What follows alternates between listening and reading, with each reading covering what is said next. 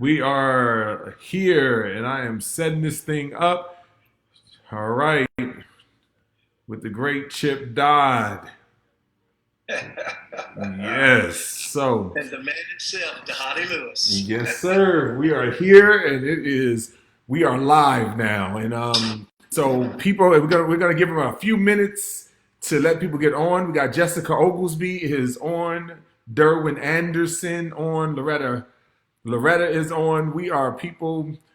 We are live. I'm here with Chip Dodd. Chip is in Murfreesboro, Tennessee. What's up, Chip? How you doing? Hey, what's up, Dhati? Good to see you. Good to see you. I'm telling Sonya to get on. Good, good. We are live Sonya's got every day. We come on, we get on live, and we get the opportunity to connect with people.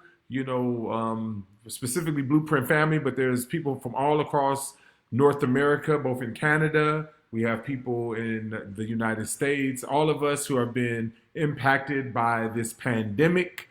COVID-19 is what we're calling it. And this is so true, Chip, because it's one of those things that you always say, and it's literally the case, is that there's no such place called the way. There is Oh, no that's such true. place. And that is so true right now. There's no such place called the way. Yeah. There's nowhere to go. We got to live the life we got. We got to do it one day at a time. That's true. Yeah, because literally, when you're talking about this idea of a global pandemic, it's not like you can go to Alaska. It's not like you can go to, Australia. It's nowhere you can go. Every country, every continent is dealing with this COVID-19, and this is just a reality that we are in. So, You know, it really, Dhati, it really is. And when we talk about there's no such place as a way, I've been reading about the wealthy have bunkers. People are going to certain climates, certain places. But what we're really talking about in so many ways, and this time it's COVID-19. But the truth is, there's no such place as a way from having to deal with life. yes. I mean, I have to deal with me.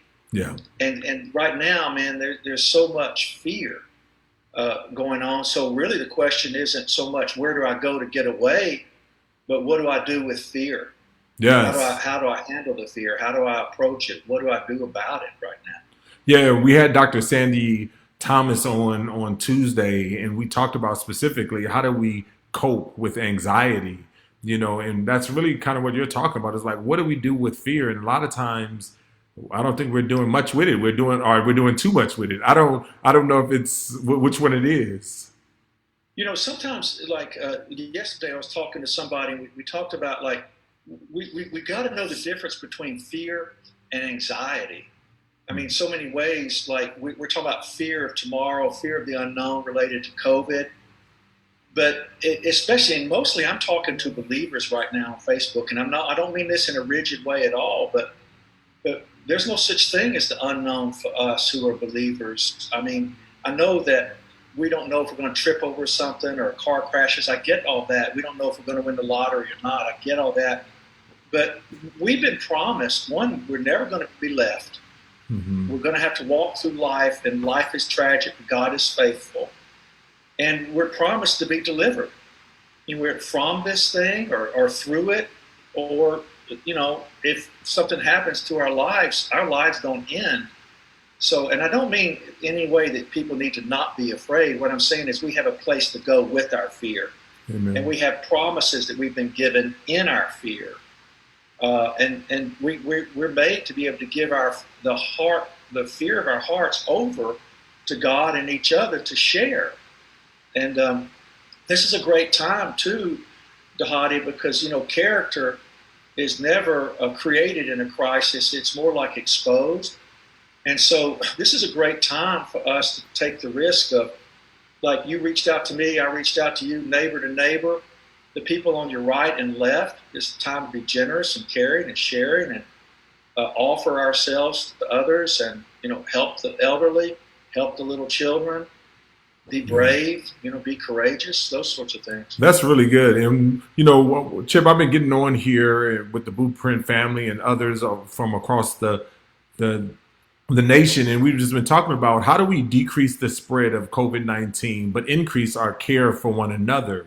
And also how do we decrease the spread of COVID-19, but increase the our ability to be neighborly, even if it is virtually. And so one of the things it's trying to do is us to model that, like you said, just sharing, our resources, sharing our knowledge, sharing kind of the what's in been deposited in me, what's been deposited in you, and being able to create this environment. And so we've been getting on for about 30 minutes every day, getting a chance to talk. We have you today for 25 minutes because I know you have to jump on. But some of the things that I want to talk to you today about is this idea of kind of feelings. I have a feelings Friday. Tomorrow's my feelings Friday day, and I just kind of go in and talk about the eight emotions, our feelings, and in light of the different things. But today I wanted to bring you on specifically to talk a little bit about this idea of what do we do with our teens. You recently wrote a book called Parenting with Heart. I don't do hard copies, but I got the electronic version of it right now. So the Parenting with Heart book that you just recently wrote with Stephen James, just talking about this idea. So talk to me a little bit first about the heart of the book and like why you wanted to write this book. What do you think the need of this book is for us? Yeah, we wrote Parenting with Heart. I had like four categories of things I wanted to focus on related to children, and so Stephen got with me, and we wrapped a book around those four things. But it was about keeping relationship with your children so that when they grow up and they're grown up, you can still be in relationship with your children, because parents want to be in relationship with their children. But the thing is, so many books about parenting are about a list of things you do so that you have perfect children. But this book is about what parents need to do so they can be human beings and help their children accept that they're human too, in need of relationship with others and God. So this book is a parenting book about parents. And see, children aren't looking for perfect parents. They're looking for parents who know what to do with hurt, know what to do with sadness, know what to do with loss, know how to celebrate, know how to grieve both. So they're looking for parents to be able to tell the truth about what life is like. What do I do with a broken heart? What do I do when I lose someone or something? What do I do with not making the team? What do I do about drugs? What do I do about, did you ever use drugs? How did you make it? Yeah. How did you get over the hurdles of life? So, okay. So you said you had four categories. Is that the first one or was that all four? Did you say parenting, parenting book about? The four categories really were, one is like, if your children can protest in front of you. And what I mean is they can share their feelings with you, and the parent doesn't fall apart. And I don't mean disrespect or screaming or yelling or those kinds of things, but I mean from a standpoint, can a child express their heart and the parent doesn't fall apart? They can stand in it. They don't attack. They don't run away. They don't try to fix it, but they can tolerate just hearing the child have their feeling experience. Okay. And if the parent isn't comfortable dealing with their own feelings or taking ownership of their own feelings, they're going to try to fix, change, run away, or demand the child stop feeling. Okay, so go ahead. That's number one. What's number two? Yeah, number two is, an assignment of a parent is to honestly help the child climb the mountain of their own dreams. And what I mean by that is that the parent is listening to how the child is made, and like they follow the makeup of the child instead of trying to make the child. It says, raise up a child based upon the bent of the child, and when the child is old, the child will not depart from how they're made. So a lot of times, children will distance from parents because the parents are trying to mold them instead of help them go in the direction God has created them. So you have to really pay attention to listening to them express what's happening inside of them and the struggles, and just kind of walk with them along the way. I remember one of my kids said, "Hey, Dad, I was born to play ball." I just remember him saying that, and I remember thinking, like, okay, let's go. Yeah. And honestly, he went on to play ball until the injuries took him down. I mean, he was all-state, all-American, and I just followed him instead of trying to make him fit into the debate club or trying to make him fit into some other avenue. I went with how he was made. I love that. All right. What's number 3? Do what? Chip, I got to keep you in. You only give me 25 minutes, so I got to keep you wrangled in, Chip. So what's number 3? Hold the flag brave and true. I'm sorry. Hold the flag brave and true. You're right. Thank you, Dhati. This is my curse, isn't it? You got 25 minutes. Okay, so I'll do 1 hour. Yeah. You're so good. Oh, man, appreciate you. Another one's hold the flag brave and true. And what I mean is, be willing to stand with your child when your child has to stand alone. That's good. You help your child keep voice, which means that the child has a standard that God's put in them, and it's a very tough time to walk that standard, but you be there with that child when they have to stand alone. That's good. And because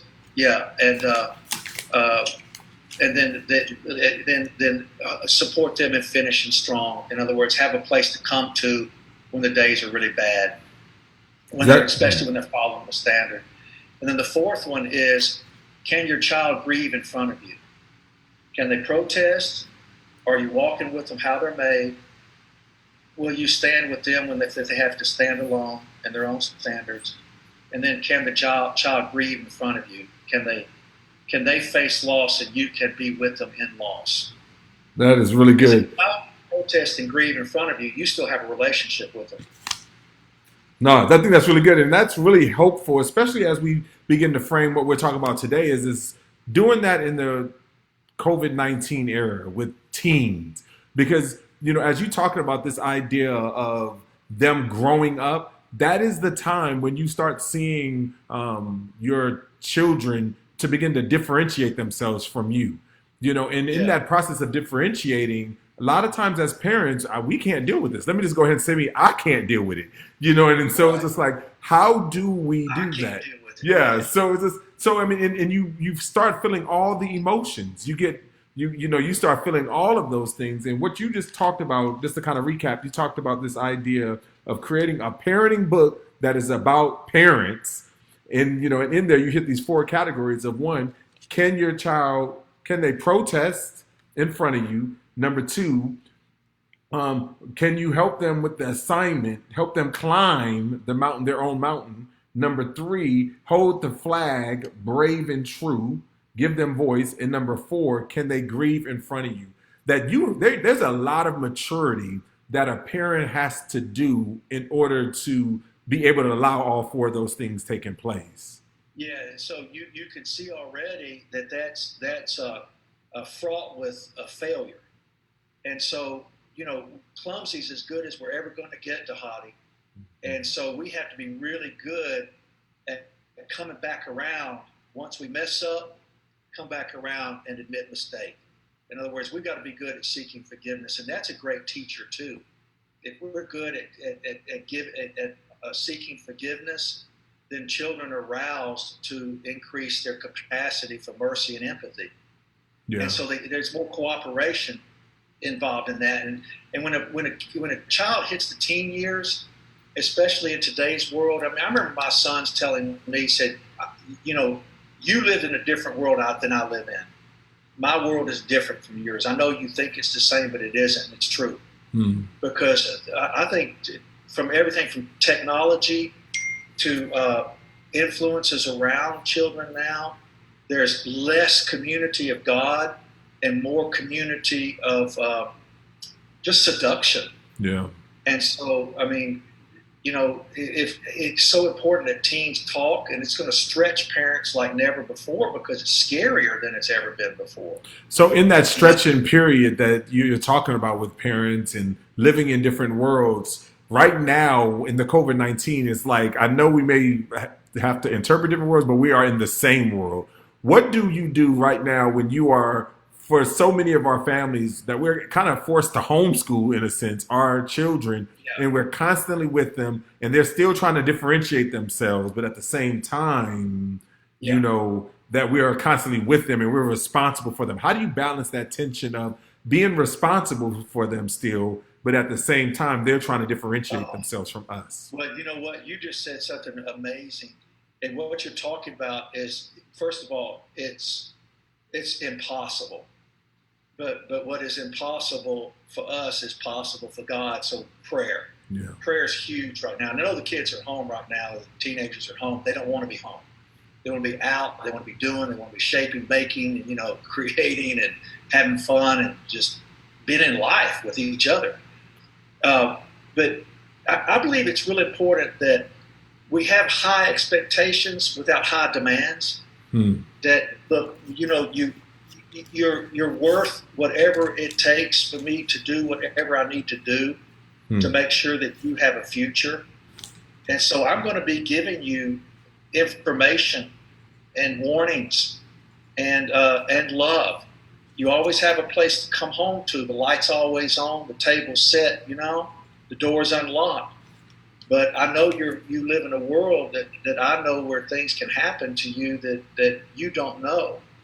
And, So let me dig into that one a little stay bit. truthful with me, teenagers. Go ahead. Yeah, no, let me dig with a little. By the way, this is from Chip Dodd.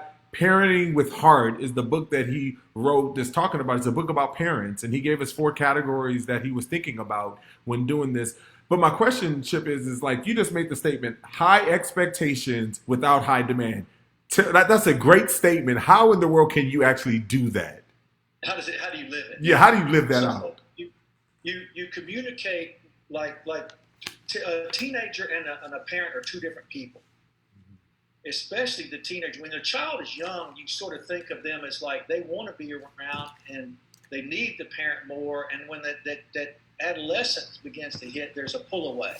Mm-hmm. So it's real clear there's two different people. So I can express what I want, what I wish, what I need, what my expectations are. And I can even communicate to that child, that teenager, that young adult, that there's a standard I want you to follow for your good, for your benefit. But I don't have control. I can't make you do it. So these are my expectations. These are our standards. These are what I want you to adopt and adapt yourself to, but I can't make you. Yeah. I'm just asking. And then Well, let's talk about that. I can't make you, but I'm asking because I come from a family that would say, "Go get the Switch, go get the," like obviously we're in a different generation. We're in a generation where parents can, or even children can file child abuse for their parents for just giving them a whooping, and so we're in this kind of this tension, where yeah, was raised in a tension where my parents didn't want to know what I was feeling, what I was thinking, or even yeah, concerned about that at all. yeah. Don't So bring any trouble. yeah. Don't bring any trouble. So how do you balance that tension between, again, I'm responsible for my teenagers because they're not adults yet, so Right. their lives are still on consequences are still impacting me as a parent. Yeah. How do I wrestle with that tension, of being still responsible for them, but them thinking that they're already 18 or 20? Yeah, and that's and like I say, back to this, the line is like this. On one hand, it's impossible because even if you had a switch, a belt, or a fist, that doesn't make anybody. It makes a person fake conformity. It doesn't do anything to a person's heart except make it go away. Yeah. Okay, we know that. Okay. Yeah. So if we live in a tragic time, I think, where request has become the best we have, and then the world has its consequences on these people. We can warn them, but we can't force them. And we're literally requesting cooperation. Hey, my mother did this. I was like in 3rd grade, and I was mouthing off to my mother about something. And, which I wasn't, I knew the limit. Like, if I say much more, I'm going to really get it. But she did this most amazing thing. She said, "Hey, Chip, I've never been a parent before. This is my first time. I don't know how to do this." And even though I had an older sister, she's saying she had, she'd never done this. She doesn't know how to do this perfectly. But I remember she said, I've never been a parent before. I don't know how to do this 100%. I need you to cooperate with me. And I can just remember that was real important. That was a moment where, like, I just sort of recognized that she was human too, and that she needed help too. And I'm not talking about children raising their parents. I'm talking about this is a time, especially right now, where families and children and teenagers especially, parents need teenagers to cooperate. Like, we're all in this together, and I need for you to carry some of this, your own responsibility for yourself, to grow in that while you're pulling away. Make some choices that you know would be good for the whole family, would be good for your parents, would be good for your community, would be good for your friends. In other words, my mother helped me develop empathy and compassion. Like, we're all the same. I mean, just because a person's older doesn't mean they don't feel the same pain as a person who's 6 years old. So on one hand, parents have to be very tolerant that teenagers today are actually expressing themselves in ways we never would and never did. Yeah. And we knew if we did, nobody wanted to hear, we're going to get in trouble. So teenagers on one hand are more trouble today because they're saying more and they're daring more and we're inviting more. But are we capable of tolerating what we're inviting?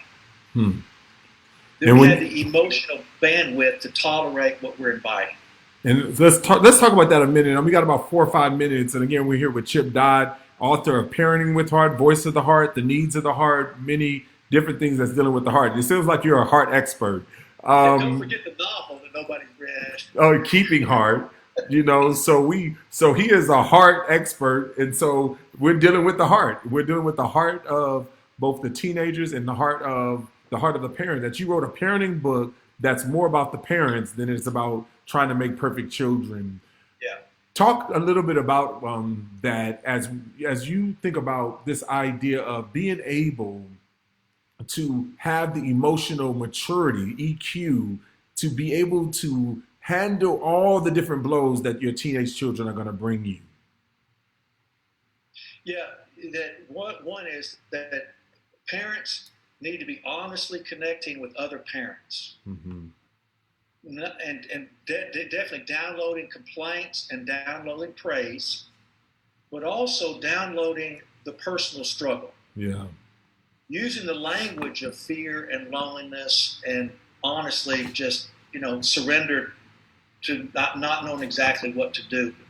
And another thing that's very important for parents to remember, adolescents are dumber than preteens and not as smart as grown-ups. Okay, so that don't mean they're stupid, but they look like adults, but their frontal lobe, their executive function in their brains is not developed yet. So they do stupid things that aren't stupid. It's just they look like adults, but they're not. They're really still children, but they're not. They're trying to make grown-up decisions, but they can't. So, I mean, they don't need us and they need us. They don't want us and they want us. So they're in a tremendous turmoil of confusion from age of 12 all the way up to the age of 23 or 4. Yeah. And that period of time is when the frontal lobe, or the executive function of the brain, is working. At the same time, they're trying not to be emotional. So these kids are in tremendous conflict. They got all these emotions and hormones going on. They don't have the executive functioning to make good decisions. And so if we as adults are turning around going, why'd you do this? Why'd you do that? Why don't you do this? Can't you see that?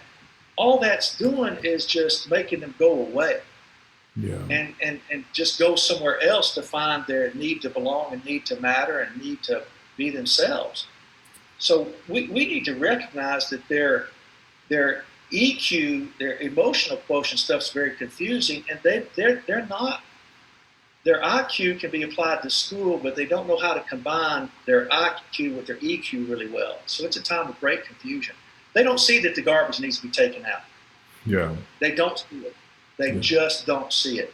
And they don't see that the bed needs to be made.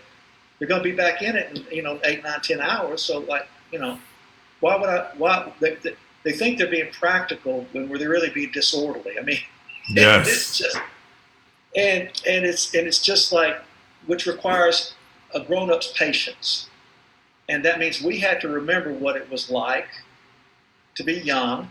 We have to remember what we wish could have been different. We have to remember that just because we turned out okay doesn't mean everything about how we were raised was right, nor wrong. That's But I mean, good. we got to show up in the present with these people, and we've got to grow emotionally too, with our own 8 feelings. Yeah. And So, we be man, making those feelings to other adults.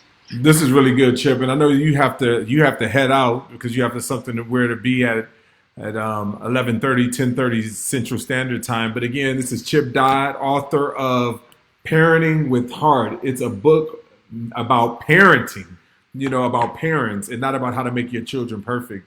I love the pillars that you've given us of being, that, and even the first chapter in your book, he says giraffes on ice. The best way ever to get is clumsy, and Yeah, there's so many different yeah. things for us to wrestle with this. We're gonna have to bring you back on, Chip, but I know you have to go now, but you guys need to pick up the book, Parenting with the Heart, and then maybe even when we bring them back, that you guys have read the book, and we just can kind of sit down and do a Q&A, and so I think that would be something that's helpful for us to do around Yeah. this.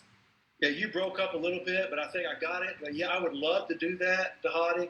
I love working with you, and I wish there were more answers, but the answers are in our willingness to be in relationship with other grown-ups, willingness to walk into our own fears with our children, and being in relationship with God. I mean, I'm telling you, you take God out of the picture, and you take your own personal connection to God out of the picture, and I believe that's abuse of children. That's good. I Well, mean, I'm Chip, serious. I'm really serious more than ever before. I believe that's child abuse.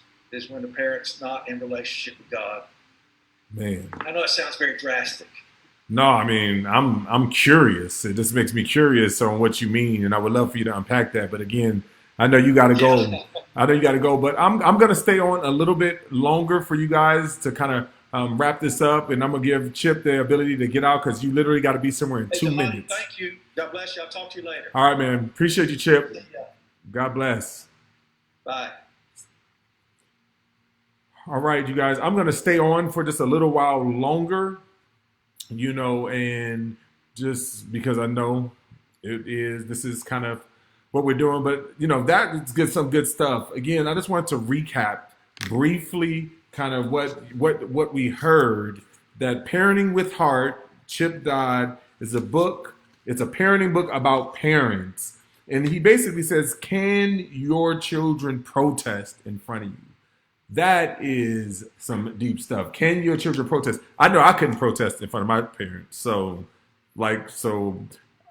I don't know what you do with that. But can your children protest in front of you? Basically, what he's saying is, can they express their heart without you falling apart, or without you trying to fix them? Number two is that the assignment of the parent is to help a child climb the mountain of their own dreams. Right? That is super hard because a lot of times we want to live our lives vicariously through our children. And or do we give them the ability to live their own dreams, and to live through them? Number three, are you willing to hold the flag brave and true? Basically, he's saying, can you stand with your child when they stand alone?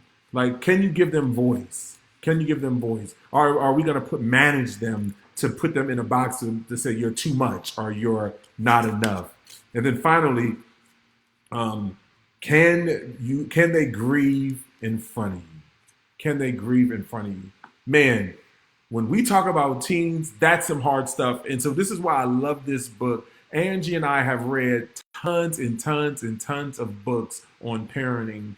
This is, I would say, one of the best books that I've read on parenting. And the reason why, it's not about them. This is not a book about fixing them, meaning our children. This is a book about working on us. You cannot give what you do not have. And I really think it's really important for us to become what we want to see in our children. And that doesn't mean being perfect. It just means being honest and being vulnerable. Like, and I heard Chip say that before, and I reiterate it. This is the first time that we're parenting, and this is the first time that they're teenagers. So we just got to work and journey through this together. Let's take a couple of look. What's up, my beautiful partner in crime, Angela Lewis, who was up all night parenting our teens. Oh my goodness, yes. I love you, appreciate you. Patsy, this is good stuff. So hard for us because so many of us have not had this example of parenting to go by. Teenage, young adult years are tough. Amen. They are tough and they are hard. And this is why I think it's really important for us to be able to do the work. If you haven't read the book Voice of the Heart or The Needs of the Heart, those are recommended reading. I want to make it mandatory for all of our church staff, all of our church membership. They're just great books. Parenting with Heart, if you have parents of any age, you want to pick this book up by Chip Dodd and Stephen James, called Parenting with Heart, is also good. Angela Burks, what's up, Angela? Amen. Thank you. Hope all is well with you. Don Smith, what's up? Hope you're well. Chad, what's up? Good to see you. Good to see you on here. When parents don't have a relationship with God, then that's child abuse. Wow. Amen. We can do a whole segment on that.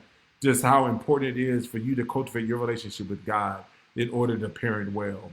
And that's good. Linwood, what's up, man? I'm glad that I'm having an opportunity to do this. Terry Faulkner, foster care and adoption brings a whole new level of deep. I do feel like a giraffe on ice. Yes. Having both children biologically and children that I have adopted, that there are some uniquenesses, but again, what I love about the reality is that it's really more about you than it's about them. It's how you are grieving well, how you are emotionally already stable, with them. So I think that is good. Bria, what's up, Bria? How you doing? They are so tough. Amen. Samuel Dula, that recommendation to connect with other parents was absolutely money. I agree with that. In here, some of the things that he talked about was request the best we have. Request is the best that we have. That's hard for me to swallow because, again, I wrestle with my own story that I grew up with parents and aunts and grandmas and granddad like that. There wasn't no request being asked. And now to go in to say that request is the best that we have. But I love what he said is just because many of us came out okay. I mean, I'm still twitching, but even though many of us have come out okay, it doesn't mean it was right. And I really do think that we got to understand is that the difference between creating a high standard without being demanding, I thought was another comment that was just so on point. That was on there. And he says parents need to be honest with other parents. He said parents need relationship with other parents. Parents need to be honest with their kids, a relationship with their kids, and parents need to be honest in relationship with God. Again, he was money on the idea of adolescents. Adolescents are dumber than preteens and adults. That's deep. That conflict that he talked about, the tremendous battle, I think was also something that was huge. It was just it's interesting because out of all that he said, what I kind of got from it when it comes to teens and the young adults is basically from 12 to 24 equals hold on. Just hold on. Just don't do anything that's going to wreck the relationship. Just hold on because God is going to turn them around, and so that is definitely a money comment. Giving a child voice when you were taught you weren't supposed to have one is, as a child, is super hard as a parent. Amen. That's for Pastor Corwin. Well, you guys, I really, really appreciate you guys. Again, tomorrow is Feelings Friday. We'll continue to bring on different people, different guests. We're going to be talking about a lot of different things coming up here every day, 11 a.m. to 11:30. We're just really excited that throughout the COVID-19 stuff that we're able to do this. Remember, if you want to give, blueprintchurch.org/give. If you want prayer, blueprintchurch.org/prayer. And if you've been adversely affected as a covenant member here at the church, remember you can always go to send an email to finance@blueprintchurch.org. You guys, I really do. You guys, I appreciate you. Order the book, as Kristen basically said. Order the book, Parenting with Heart.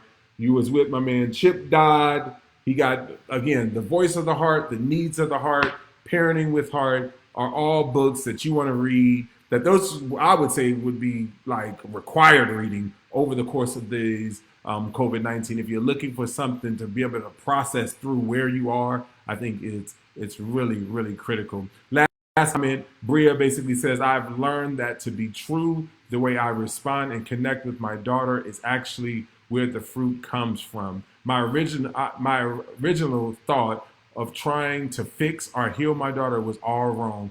God will heal, and my role as her mother and my relationship with the Lord will help. That is no truer of a comment. You cannot give what you do not have. The best thing that you can do is become what you want to see. You guys, I love you. I appreciate you. Again, here with Chip Dodd. I'm out. See you guys later. See you guys actually tomorrow. Feelings Friday tomorrow. Peace.